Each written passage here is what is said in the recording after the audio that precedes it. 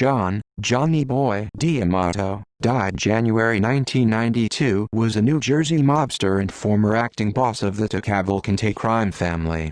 After being recruited by Gambino crime family boss John Gotti to take over the family, he was suspected of engaging in homosexual activity and was murdered in January 1992. Captain after being promoted caporegime during the 1980s by Giovanni, Johnny Eagle Riggi, D'Amato became heavily involved in large labor and construction racketeering operations with prominent New Jersey mobsters Giacomo, Jake Amari and Girolamo, Jimmy Palermo.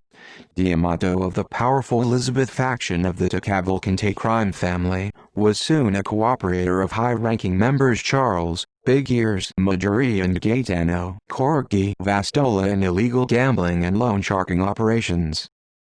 Recruited by John Gotti after longtime boss Giovanni Riggi went on to be indicted for labor racketeering and extortion charges in late 1989, Vastola stepped up as the new acting boss of the North Jersey Mafia while Riggi was on trial.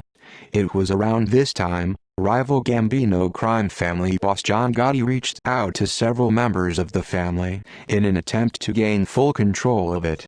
One of these mobsters was D'Amato, who reportedly conspired with Gotti and his underboss Salvatore, Sammy the Bull Gravano into murdering Vastola.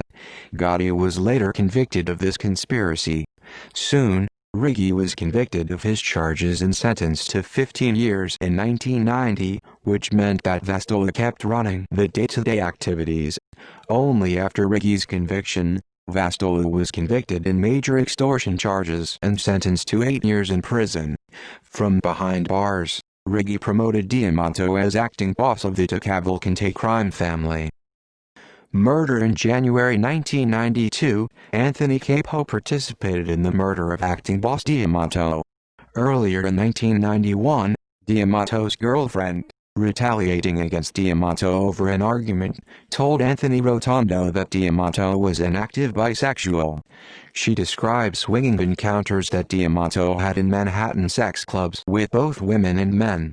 Rotondo shared this information with underboss Giacomo Amari and consigliere Stefano Vitabile.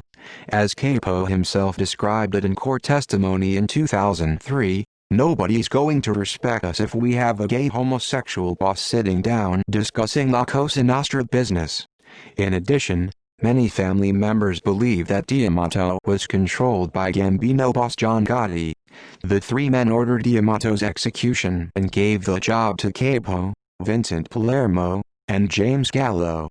In contravention of Cosa Nostra rules on the killing of a family boss, the plotters did not ask permission to kill D'Amato from the Mafia Commission in New York. On the day of the attack, D'Amato, Capo and another man picked up D'Amato a block from his girlfriend's house in Brooklyn to drive to lunch. D'Amato sitting in the back seat, Capo turned and shot D'Amato 4 times, killing him. Capo and Rotondo left the body at a safe house, where other mobsters disposed of it. D'Amato's body was never recovered. Informed in prison of D'Amato's execution, Riggi appointed Amari as the new acting boss. Aftermath in 2003, Capos Phil Abramo, Giuseppe Pino Scafelliti and the reputed consigliere Stefano Vitabile were charged in organizing various crimes, including the murder of D'Amato.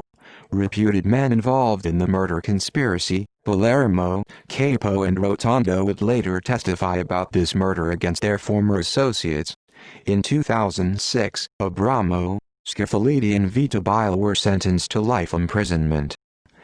See also List of kidnappings, List of solved missing person cases. References